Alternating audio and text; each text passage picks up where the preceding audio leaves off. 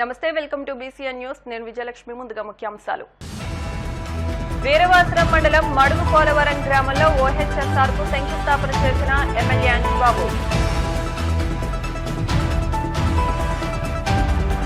ఈ పంట నమోదు కార్యక్రమాన్ని పక్కాగా అమలు చేసేందుకు క్షేత్రస్థాయిలో పరిశీలన జరుగుతోంది. మహదేవపట్నం గ్రామంలో ఈ పంట నమోదు కార్యక్రమాన్ని పరిశీలించిన జిల్లా కలెక్టర్ నాగరాణి.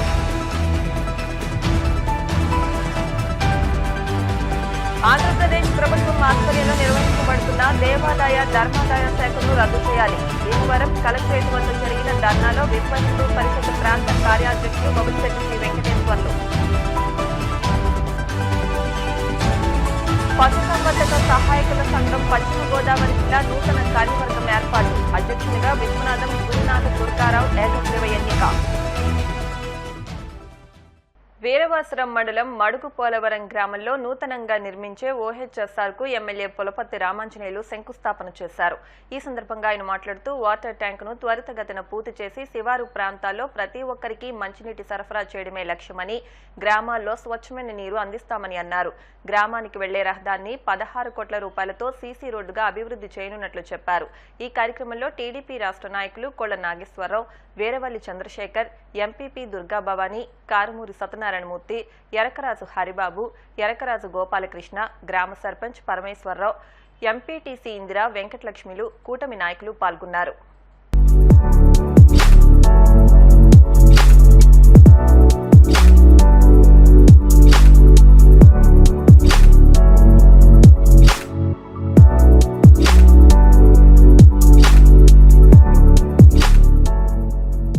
మడుగు పోలవరం గ్రామంలో రక్షిత మంచినీటి పునరుద్ధరణ పైప్ లైన్ నిర్మాణానికి 39 లక్షల రూపాయలతోటి Jal Jeevan machine నిధులతోటి 40 KL OHR నిర్మించడం జరుగుతుంది.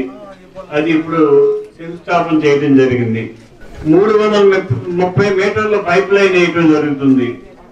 అలాగే 325 పైప్ మీటర్ల పైప్ లైన్ వేయడం జరుగుతుంది. మడుగు పోలవరానికి 39 లక్షలతోటి ఓహెచ్ఆర్ నిర్మాణం, మడుగు పోలవరం లంకతోటి 25 లక్షల రూపాయలతోటి కొత్త పైప్ లైన్ మరమ్మతులకి, జొన్నలపాలెంకి 4 లక్షలు, జొన్నలపాలెం 1కి కొత్త పైప్ లైన్ మరమ్మతులకు 29 లక్షలు, జొన్నలపాలెం 2కి 18 లక్షల 3,000 రూపాయలు ఇంకా టెండర్ పిలవలసి ఉంది.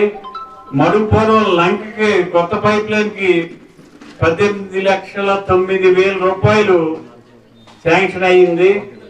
మొత్తం 1,34 లక్షల రూపాయలు ఈ వాటర్ స్కీమ్ కింద ఇవ్వడం జరిగింది. ఈ వాటర్ స్కీమ్ జలజీవన స్రవంతిలో కార్యక్రమం జరుగుతుంది. జలజీవన్ మిషన్ లో ఈ గ్రామ సమస్యలు పెద్దలు, మహిళా మండలి అందరూ కూడా తెలియజేశారు. నేను 2009లో శాసనసభ్యుడిగా వచ్చాను, 2014లో శాసనసభ్యుడిగా వచ్చాను. 10 సంవత్సరాలు శాసనసభ్యుడిగా నేను వేసిన రోడ్లు తప్పితే ఈ వైఎస్ఆర్ ప్రభుత్వం వచ్చిన తర్వాత ఒక్క రోడ్డు కూడా వేయలేదు. నేను వేసిన రోడ్లు దాని మీద కనీసం ఒక తట్ట మట్టి కూడా వేయలేదు. నవడూరు నుంచి మడుగు పోలవరానికి అనుకలోకి డబుల్ రోడ్ శాంక్షన్ చేయించాం. అది త్వరలో టెండర్ పిలవడం జరుగుతుంది. 16 కోట్ల రూపాయలతోటి ఇప్పుడు వరకు పడ్డ కష్టాలు తొలగిపోయే రోజులు త్వరలో వస్తున్నాయని చెప్పి తెలియజేస్తున్నాను. మండల పరిషత్ నుంచి ఎంపీపీ గారు 5 లక్షలు ఇచ్చారంటే మీ గ్రామానికి, ఆ పనులు కూడా మొదలెట్టడం జరుగుతుంది. మరొక ముఖ్య విషయం ఏంటంటే, ఈ మహిళలందరూ వచ్చారు, వీళ్ళ కాలనీ అయితే ఇచ్చారు కానీ కాలనీలోకి కనీసం నడిచి వెళ్లే దారి కూడా లేకుండా మునిగిపోయిన పరిస్థితిలో ఉన్నారు. మేము త్వరలో ఏదో గ్రాంట్ చూసి మీ కాలనీకి మంచి రోడ్లు వేసి మడుగు పోలవరానికి డ్రైనేజ్ ఫెసిలిటీ ఏర్పాటు చేసి ఇన్ని కార్యక్రమాలు చేస్తాం. కానీ మీరు ఒక్క ఆలోచన చేయాలి. మన ప్రభుత్వం వచ్చి 3 మాసాలే అయ్యింది. గత ప్రభుత్వం వైఎస్ఆర్సీపీ ప్రభుత్వం జగన్మోహన్ రెడ్డి గారు 30 సంవత్సరాల సరిపడా అప్పులు చేసి వెళ్ళిపోయారు. మరి ఎన్ని సర్దుకుని మరలా మామూలు నడక తీసుకురావాలంటే కొంత టైం పడుతుంది. దయచేసి మీరు అర్థం చేసుకోవాలి. గత ప్రభుత్వం చేసిన తప్పుల వలన ఇప్పుడున్న ప్రభుత్వం ఏ పని చేయడానికి అవకాశం లేకుండా ఉంది. అయినా సరే కేంద్ర ప్రభుత్వం నిధులు తీసుకుని రాష్ట్రాన్ని అభివృద్ధి చేయడానికి మన ముఖ్యమంత్రి నారా చంద్రబాబు నాయుడు గారు, పవన్ కళ్యాణ్ గారు ఆలోచన చేస్తున్నారు. ఖచ్చితంగా మన ప్రభుత్వం ఈ 5 సంవత్సరాల్లో ప్రతి గ్రామానికి తాగునీరు, సాగునీరు, రోడ్లు, డ్రైన్లు, కరెంటు ఇవన్నీ కూడా ఏర్పాటు చేసే బాధ్యత మేము తెలియజేస్తున్నాం. నవూడూరు నుంచి లంక వరకు డబల్ రోడ్డు వేసి, విలేజ్ లిమిట్స్ లో సిమెంట్ రోడ్డు వేసి ఆ రోడ్డుని అభివృద్ధి చేయడానికి ఆల్రెడీ ప్రపోజల్స్ పంపించాం. అది కేంద్ర నిధులు రావాలి. అది వచ్చిన వెంటనే ఆ కార్యక్రమం చేసి మీకు శాశ్వత పరిష్కారం ఏర్పాటు చేస్తాం.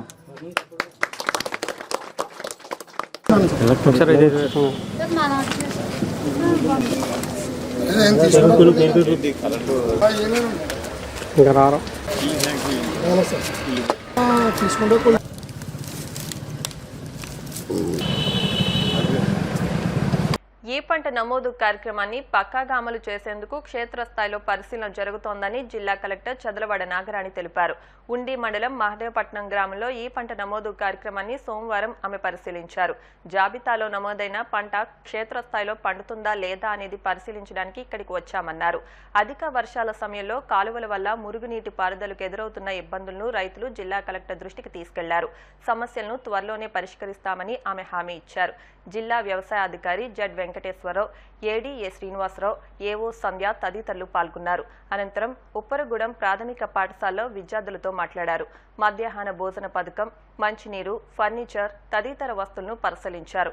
అంగన్వాడీ కేంద్రం పరిశీలించి పిల్లలతో మాట్లాడారు. మహదేవపట్నం సెంటర్ నుంచి ఉప్పరగూడెం వరకు రహదారి నిర్మాణానికి గతంలో 1.32 కోట్ల రూపాయల నిధులు మంజూరయ్యాయని, సకాలంలో టెండర్ పడకపోవడంతో ఆ పనులు జరగలేదని జనసేన నియోజకవర్గ ఇన్ఛార్జ్ జుత్తుగ నాగరాజు జిల్లా కలెక్టర్ దృష్టికి తీసుకెళ్లారు. మహదేవపట్నం లక్ష్మీదేవి ఆలయం నుంచి వెలివర్రు వీర పేరంటాలమ్మ ఆలయం వరకు రహదారి నిర్మాణానికి నిధులు కేటాయించాలని గ్రామ సర్పంచ్ వనిమా నాగవెంకట సుబ్బలక్ష్మితో కలిసి కోరారు. ఈ కార్యక్రమంలో ఆయా పాఠశాల ఉపాధ్యాయులు, పంచాయతీ పాలకవర్గ సభ్యులు, అధికారులు పాల్గొన్నారు. మహదేవపట్నంలో ఉన్న ఈ పంట నమోదు ఎలా జరిగింది, ఫీల్డ్ లెవెల్లో ఉండే ఏఓస్, ఎక్స్టెన్షన్ ఆఫీసర్స్ ఏ విధంగా నమోదు చేశారో అవన్నీ మాకు కూడా కొంత చూడాల్సి ఉంటుంది. అది చూడటానికి వచ్చాను. ఇది చూడటానికి వచ్చినప్పుడు ఇక్కడ గ్రామస్తులందరినీ కూడా కలిసి రైతులతోటి మాట్లాడడం జరిగింది. రైతులకి కొంత ఇక్కడ డ్రైనేజ్ వాటరు, వరి పొలాల్లోంచి వాటర్ బయటికి వెళ్ళడానికి వీల్లేక ఇబ్బంది పడుతున్నాం అని చెప్పారు.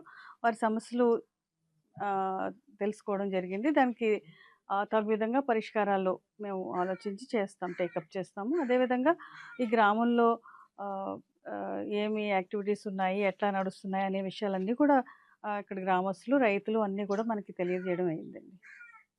ఉండి నియోజకవర్గం, ఉండి మండలం మహదేవపట్నం గ్రామానికి మన జిల్లా కలెక్టర్ గారు శ్రీ నాగరాణి గారు పర్యటించడం జరిగింది. ఈరోజు మహదేవపట్నం గ్రామంలో ఈ పంట కార్యక్రమాన్ని ఆవిడ పరిశీలించడం జరిగింది. అదే కార్యక్రమంలో భాగంగా ఉప్పరగూడెం గ్రామంలో మరి అక్కడ ఉన్న అంగన్వాడీ స్కూల్స్కి, అలా ఉన్న ఎలిమెంటరీ స్కూల్ని కూడా కలెక్టర్ గారు పర్యటించి అక్కడ ఉన్న అంగన్వాడీ విద్యార్థులతోటి, అలాగే స్కూల్ విద్యార్థులతో కూడా మాట్లాడి స్వయంగా కలెక్టర్ గారు అక్కడ భోజనం కూడా అక్కడ ఎలా ఉందో ఏంటి అన్నది, పిల్లలకు తినే భోజనం కూడా పరిశీలించడం జరిగింది. అలాగే నాగరాణి గారు స్వయంగా ఆవిడ కూడా తిని పరిశీలించారు. అలాగే అక్కడున్న ఉప్పరగూడెంలో ఉన్న గ్రామ ప్రజలతోటి, అలాగే రైతులతో కూడా అక్కడ ఉన్న బాధ సాధకాల ఇబ్బందులన్నీ కూడా అడిగి మరీ తెలుసుకున్నారు. అక్కడ రైతాంగం అంతా కూడా ఆవిడ దృష్టికి అక్కడ ఉన్న డ్రైనేజీ వాటర్ అంతా కూడా బయటికి వెళ్ళే విధంగా ఏర్పాటు చేయాలని, అలాగే నేను కూడా కలెక్టర్ గారి దృష్టిలో కొన్ని ఈ రోడ్ల కోసం కూడా కలెక్టర్ గారి దృష్టిలో పెట్టడం జరిగింది. మహదేవపట్నం సెంటర్ నుండి ఉప్పరగూడెం వరకు కూడా రోడ్డు గత ప్రభుత్వంలో 1,30,000 వరకు కూడా గ్రాంట్ రావడం జరిగింది. అప్పట్లో టెండర్ ఎవరో వేయక ఆ టెండర్ పోయింది. అది మళ్ళీ ఇప్పుడు ఆ రోడ్డు వేయాలని కలెక్టర్ గారి దృష్టిలో ఈరోజు నేను పెట్టడం జరిగింది. అలాగే మహదేవపట్నం లక్ష్మీదేవి గుడి నుంచి ఎలువరు గొల్లపేంటలమ్మ గుడి వరకు కూడా గతంలో 80 లక్షలు రావడం జరిగింది. అది ఏఎంసీ నుంచి మ్యాచింగ్ పాయింట్ వచ్చింది. ఆ రోడ్డు కూడా ఎవరు కూడా కాంట్రాక్టర్ ఎదురుకొచ్చి టెండర్ వేయడం లేదు.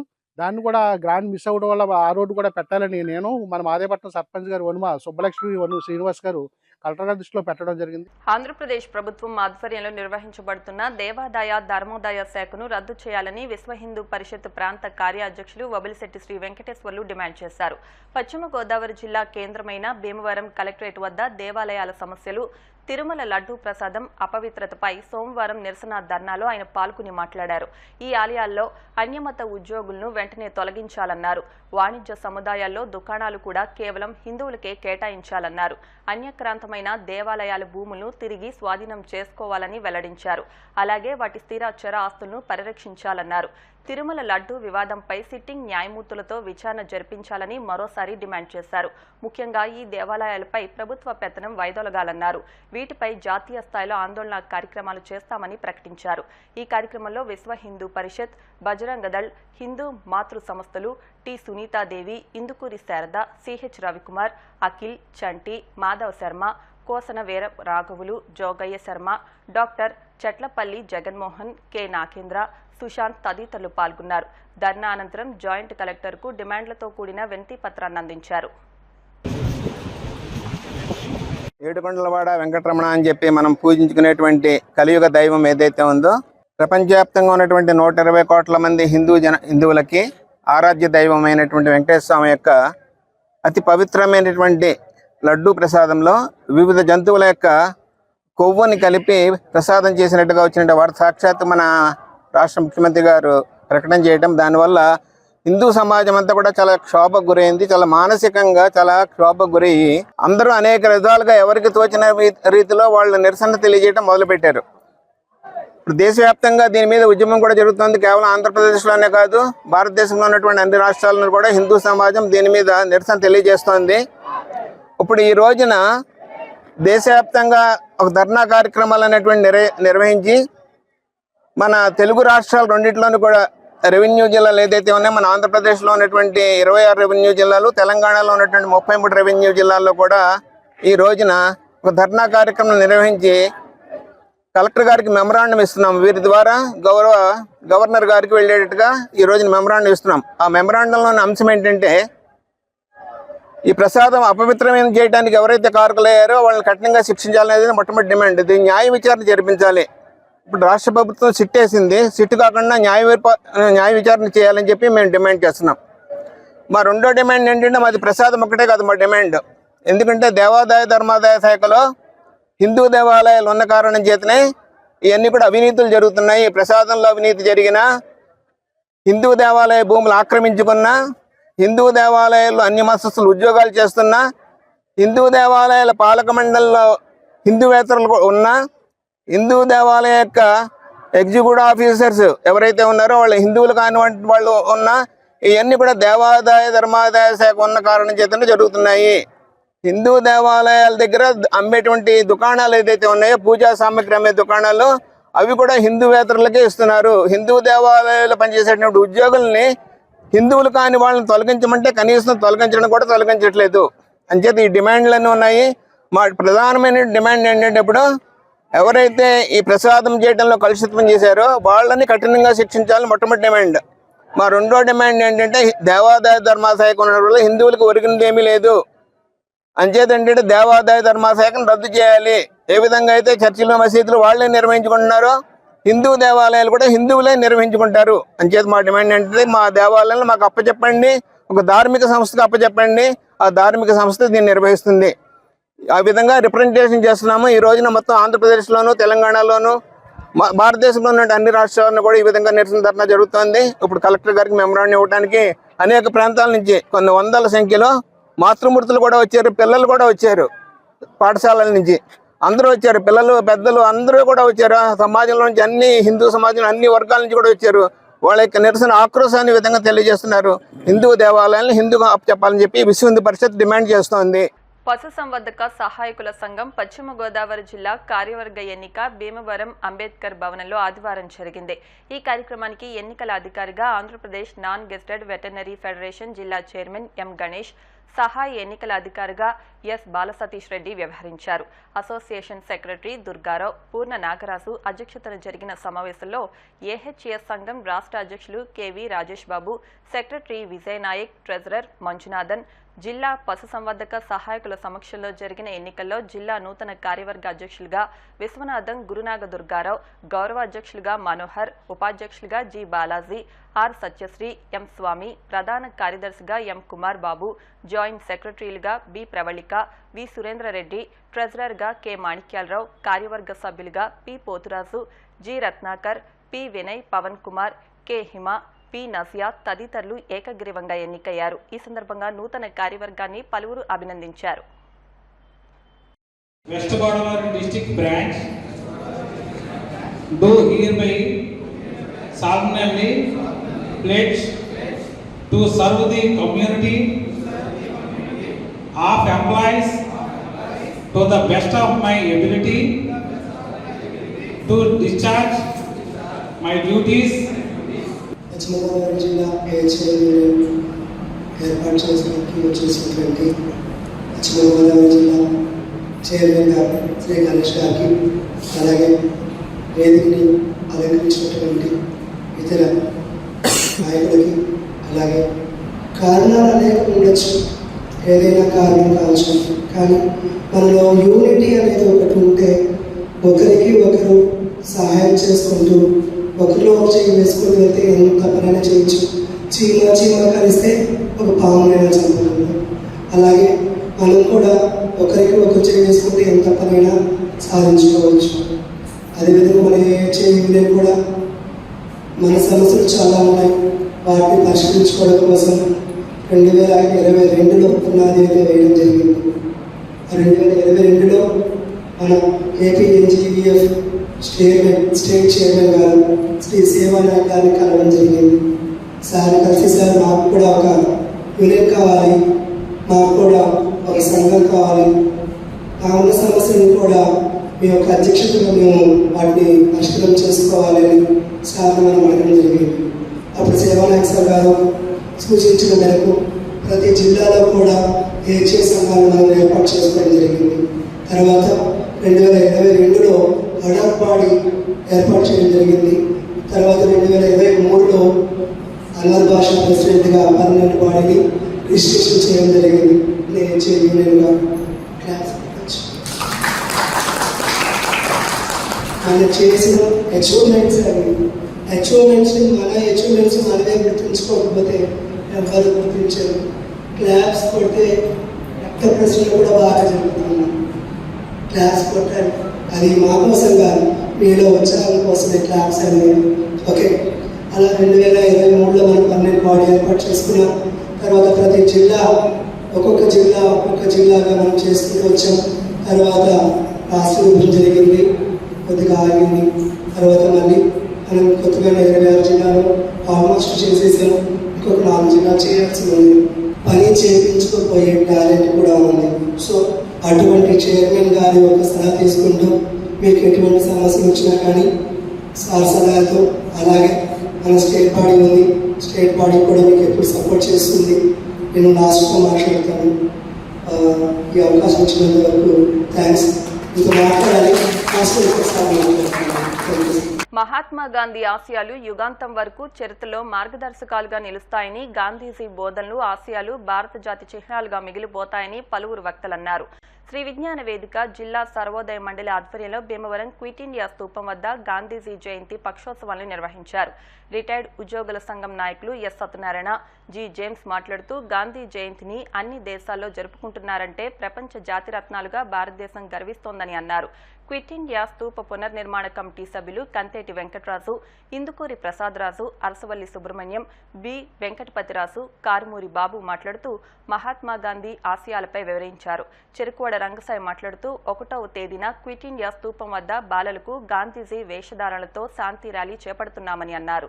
ఈ కార్యక్రమానికి ముఖ్య అతిథులుగా జిల్లా కలెక్టర్ నాగరాణి, ఎమ్మెల్యే అంజుబాబు హాజరు కానున్నారని తెలిపారు. మహాత్మా గాంధీ జయంతి పక్షోత్సవాలు శ్రీ విజ్ఞాన వేదిక జిల్లా సర్వోదయ మండలి ఆధ్వర్యంలో నిర్వహిస్తూ వస్తున్నాం.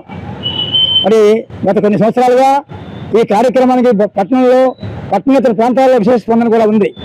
మరి ముఖ్యంగా మరి అక్కడ పత్రిపురంలో జరిగే కార్యక్రమాలు కూడా ఎక్కడి నుంచే వెళ్ళి అక్కడ కార్యక్రమాలు నిర్వహించడం జరుగుతుంది.